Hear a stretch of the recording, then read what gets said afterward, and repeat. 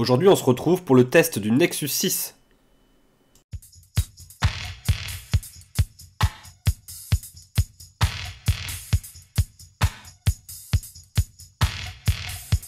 Alors, voici le Nexus 6. Donc c'est le dernier téléphone Nexus de la gamme qui est sorti il y a quelques mois déjà, donc c'est pas une nouveauté.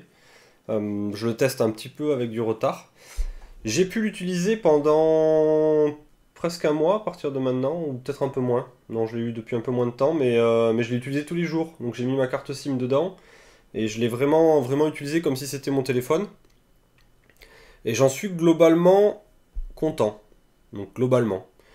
Donc je vais vous faire un petit peu le panorama du téléphone. Donc déjà, c'est un téléphone qui fait quasiment 6 pouces, c'est 5, quelque chose, 5,7 ou 5,9 pouces de diagonale, donc c'est relativement gros. Et la particularité qu'il a, c'est qu'il est relativement large aussi, par rapport aux autres smartphones qu'on connaît. Euh, donc ça c'est sur la taille d'écran, et c'est pour ça qu'il s'appelle Nexus 6, c'est qu'il est quasiment proche des 6 pouces. Au niveau de la matière, donc on est sur du plastique, majoritairement. Il existe en deux couleurs, il existe en une couleur plutôt blanche et une couleur plutôt bleu foncé.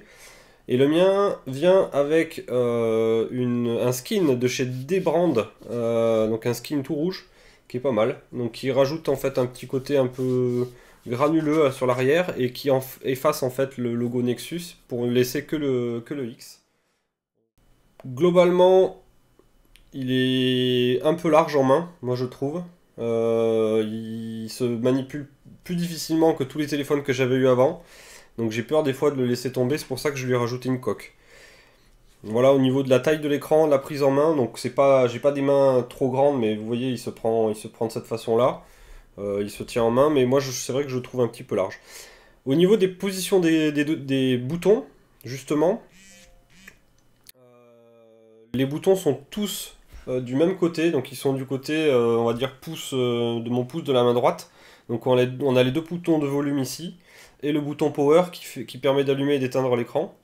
Et sur les autres faces, on n'a strictement rien, c'est-à-dire qu'on n'a aucun bouton sur le haut, on a juste le chargeur le tiroir pour la carte SIM, la prise casque sur le dessus, sur l'autre côté on n'a strictement rien, ici on a juste la prise euh, micro USB et puis les boutons qui sont de ce côté. Ce qui fait que globalement, j'ai souvent tendance à me tromper entre le bouton volume et le bouton power. Je veux monter descendre le volume rapidement et j'ai un peu de mal à trouver mes marques sur ces boutons-là. En plus, il y a des choses qui aident pas trop, c'est que globalement, on a deux haut-parleurs ici et là, et qui font que il y a une certaine symétrie dans le téléphone. Donc là, on le voit bien finalement qu'il y a un espace plus grand ici que là, mais quand on a quelque chose d'un fond noir, relativement noir, on voit pas forcément quel est le haut et le bas du téléphone, donc des fois on le prend un peu à l'envers, et du coup ça aide vraiment pas à localiser proprement les boutons. Donc il y a des fois je le prends complètement à l'envers, et puis je me rends compte après que globalement je ne tenais pas bien. Donc ils ont essayé de faire une forme finalement qui est un peu plus épaisse sur le dessus du téléphone que sur le bas, sur le haut plutôt que sur le bas. Et ce qui fait qu'au bout d'un moment qu'on le manipule, on sent finalement si on est à l'endroit ou à l'envers du téléphone, mais c'est pas forcément suffisant au démarrage et du coup on est un peu perdu. On peut aussi se rattraper avec cette petite forme là qui tombe pas mal sous l'index. Donc si on sent ce truc là, on sait qu'on l'a pris dans le bon sens. Donc j'en parlais tout à l'heure, les haut-parleurs, donc on a deux haut-parleurs en façade, et ça c'est la première fois que j'ai ça sur un smartphone, et c'est vraiment bien. Les haut-parleurs de ce téléphone sont très puissants, le son est plutôt meilleur encore que ceux du OnePlus One qui étaient déjà pas mal. Donc on a des haut-parleurs en façade qui permettent uniquement lorsqu'on regarde l'écran en format paysage à avoir le stéréo. On n'a jamais le stéréo si on regarde l'image en format portrait. Ensuite, une des particularités aussi de ce téléphone, c'est le premier téléphone Android à tourner sous Android 5, donc Lollipop. Personnellement, je suis vraiment fan de ce système. C'est très clair, ça va très vite. Les transitions sont belles, c'est fluide. Il y a encore quelques bugs, donc je trouve que Lollipop est peut-être même un peu plus buggé que mon Android KitKat sur le OnePlus One.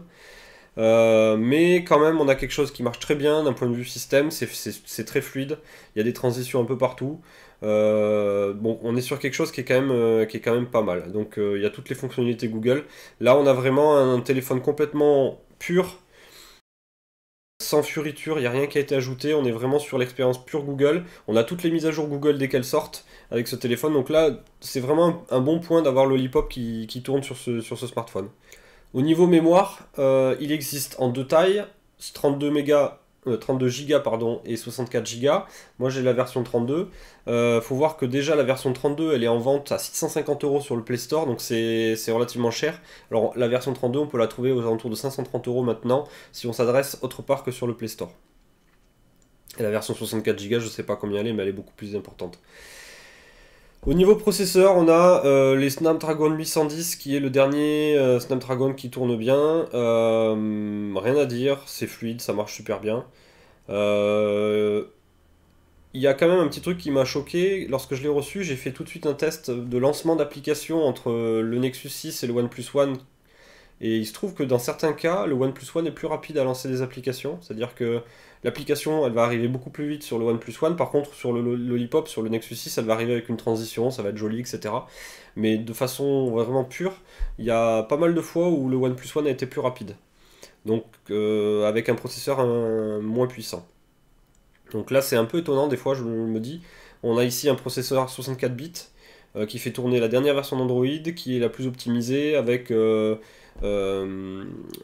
système ART, et on devrait être rapide, et c'est pas forcément le cas. Donc, bon, il y a peut-être une explication à ça, c'est que le téléphone ici, il est encrypté de base, alors que le OnePlus One n'est pas encrypté. Donc c'est peut-être ça qui explique un petit peu la différence de performance pour l'ouverture des applications. Au niveau de ma batterie, je ne vais pas vous donner les chiffres exacts de cette batterie, elle est énorme. C'est pour ça aussi que le téléphone est gros, hein, et il est lourd. Donc on a une batterie qui est importante. Par contre, il faut signaler qu'elle se recharge très très vite. Donc il y a un chargeur qui est livré avec et qui permet une charge en 1 heure à peu près. On a une charge qui passe de 0 à 100. C'est super rapide et ça au quotidien c'est vraiment un avantage. Au niveau de l'appareil photo, on est sur un appareil photo 14 mégapixels qui fait des bonnes photos je trouve, surtout avec une application comme Camera FV5 qui permet de prendre des photos en RAW. Donc moi je suis plutôt satisfait de l'application photo, sauf en basse lumière, ou en basse lumière c'est comme tous les téléphones sous Android, on n'est pas terrible quoi globalement. Une particularité avec ce téléphone, c'est le premier smartphone Android que je vois avec un chargeur nano SIM. Donc je me suis fait avoir, je l'ai acheté en pensant que je pourrais mettre ma micro SIM. Et ben non, il est sur la nano SIM, c'est-à-dire le format de l'iPhone. Donc il faut aller chez son opérateur et demander une nouvelle carte SIM. Donc la majorité du temps c'est gratuit. Donc moi je suis allé chez Orange, j'ai demandé une nouvelle carte SIM, ils me l'ont faite dans le quart d'heure. Et je suis rentré chez moi avec la carte SIM adaptée. Voilà pour le tour du propriétaire. Donc il est beau, j'aime bien aussi au niveau du look. Qu'est-ce que j'en pense concrètement? Alors, je vais commencer par mes points positifs. Premier point positif, la taille de l'écran. C'est vrai que au quotidien, avoir un écran aussi grand, c'est super confortable pour aller sur internet, regarder ses mails, etc. Là-dessus, il n'y a rien à dire, un grand écran c'est toujours mieux qu'un petit écran. Je l'utilise énormément dans la journée et je me rends compte que c'est un confort non négligeable. Le deuxième avantage de ce téléphone, c'est le son. Donc tout ce qui est haut-parleur et aussi la prise casque est plutôt bonne. Donc pour écouter de la musique de qualité, je trouve que ce téléphone est vraiment bien. Ensuite, l'appareil photo arrière, je l'ai trouvé bien. Il prend de bonnes photos en RAW avec une application tierce. L'application livrée par Google est aussi pas mal. Mais l'application tierce qui prend en RAW est vraiment, vraiment mieux. On peut vraiment retravailler certaines photos. Donc vous verrez normalement certaines photos de ma galerie Flickr certaines photos ont été prises avec le Nexus 6. J'ai pas fait de retouche dessus derrière, si ce n'est juste une balance des blancs et quelques réglages automatiques. Mais il fait des très bonnes photos, y compris des photos en mode macro, où je me suis amusé à prendre mon petit bonhomme Amazon. Donc vous pourrez voir ces photos-là aussi, la qualité des photos sur ma galerie Flickr. Évidemment, on a affaire à un Nexus, donc le gros avantage de ce téléphone-là, c'est toutes les mises à jour, le suivi par Google.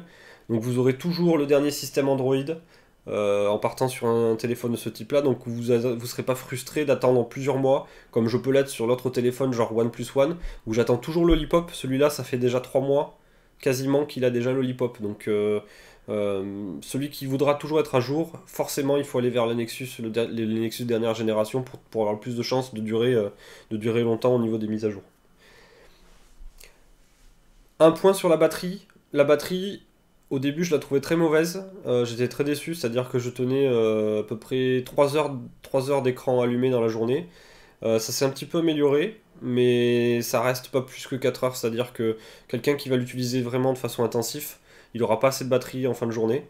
Euh, 4 heures, c'est quand même pas mal. Donc on est dans la moyenne, surtout qu'on a un écran ici qui est QHD. J'en ai pas parlé précédemment, mais on a un écran de très haute définition qui a vraiment une consommation électrique plus importante que les écrans HD normaux. Euh, donc très bel écran, mais qui consomme. À voir si c'est vraiment nécessaire d'avoir un écran de cette qualité-là sur un téléphone de ce type-là. J'en doute un petit peu. C'est vrai que sur certaines photos, c'est pas mal. On peut regarder des vidéos YouTube qui sont en meilleure résolution que le Full HD. Et puis, lorsqu'on regarde du texte sur du web, c'est évident que des fois le texte paraît un peu mieux défini, mais bon, là on pinaille un petit peu hein, en termes de résolution. Je pense qu'on a atteint les limites du raisonnable d'un point de vue résolution. Dernier point aussi que j'ai beaucoup aimé, c'est la fluidité. Donc, il est fluide dans tout ce qu'il fait, c'est-à-dire que le lancement des applications se fait de façon des belles transitions, etc. Donc là, c'est vraiment quelque chose qui est vraiment très agréable à utiliser. Et puis tous les gens à qui je l'ai prêté m'ont dit ah ouais, c'est quand même pas mal en termes de fluidité, la réactivité de l'écran, etc. On est sur des choses qui sont super fluides et très agréables à utiliser au quotidien. Je passe maintenant à mes points négatifs.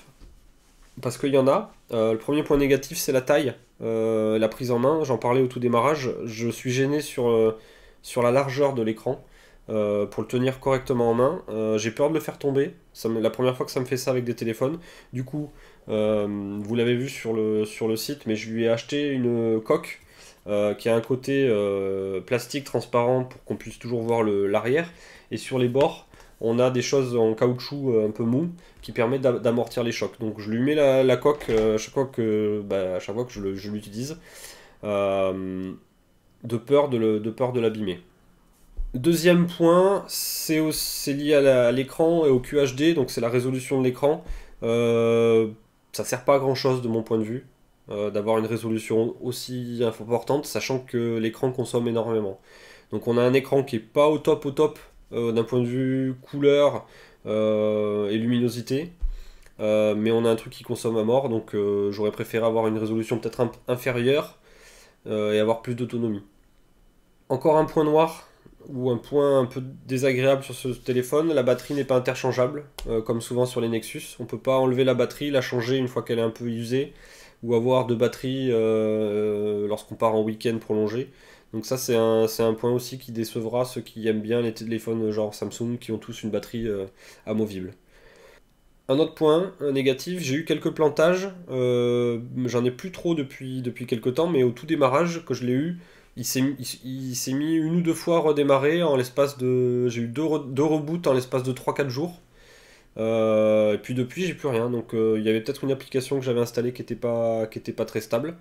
Depuis, il redémarre pas, il marche bien. J'ai pas de plantage particulier. C'était juste une petite peur au démarrage.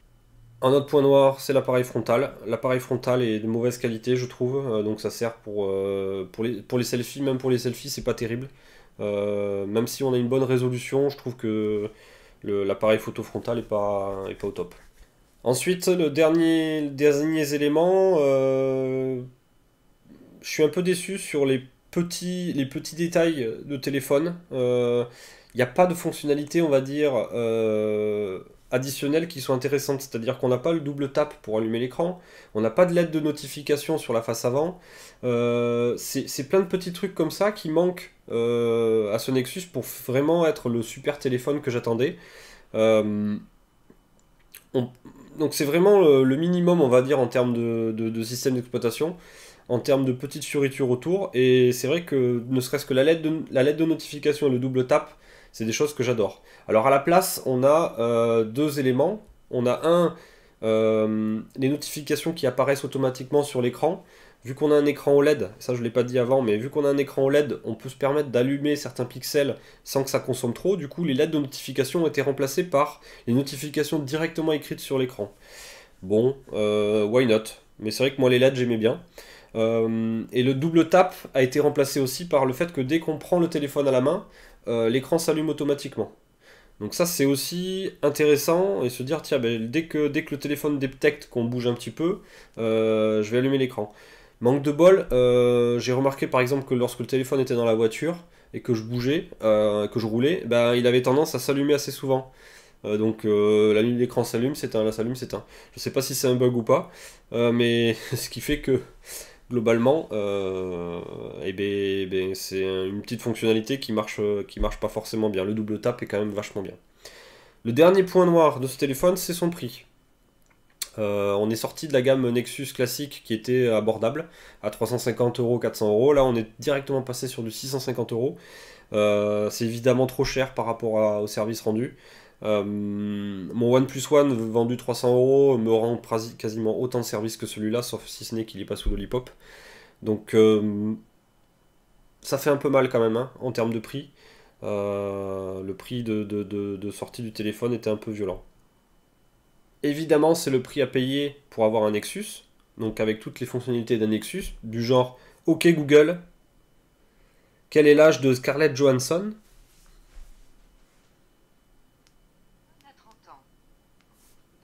OK Google, montre-moi des images de Scarlett Johansson. Photo de Scarlett Johansson. Évidemment, c'est le prix à payer pour avoir un Nexus 6 aujourd'hui. On peut trouver encore des Nexus 5 beaucoup moins chers. Ils auront peut-être une autonomie moins importante, mais on aura une expérience qui ressemble pas mal sur le Nexus 5. Donc là, clairement, ce téléphone est destiné à ceux qui aiment les grands téléphones comme les Galaxy Note, etc. Qui aiment les systèmes Nexus, c'est-à-dire qui veulent à tout prix avoir la dernière mise à jour. Évidemment, ils seront contents avec ce genre de téléphone, y a pas de souci. Par contre, ceux qui auront touché un OnePlus One précédemment, ou qui auront touché d'autres smartphones un peu moins chers, mais qui sont quand même d'un bon niveau, bah, ils vont trouver que ce téléphone-là était quand même un peu cher payé. Il vaut mieux peut-être l'attendre en occasion, l'acheter en occasion comme moi. Clairement, il vaut mieux attendre un petit peu qu'il décote et l'acheter à ce moment-là parce que 650 euros pour un smartphone de ce type-là, pour moi, c'est bien trop élevé. Voilà pour mon avis. Donc, il y a pas mal de points positifs et puis il y a presque autant de points négatifs. Donc, c'est un avis qui est assez mitigé, je trouve. Mais globalement, si je devais dire est-ce que c'est plus positif ou négatif, je dirais que c'est plutôt positif parce que je l'ai quand même utilisé pendant quelques semaines avec plaisir. Donc je l'ai dans la poche tous les jours, il me rend plein de services et puis voilà, donc ça reste quand même un bon téléphone, même si c'est très cher. Voilà, n'hésitez pas à laisser des commentaires, à vous abonner, à laisser des j'aime, et puis on se retrouve dans une prochaine vidéo. Ciao, bye bye.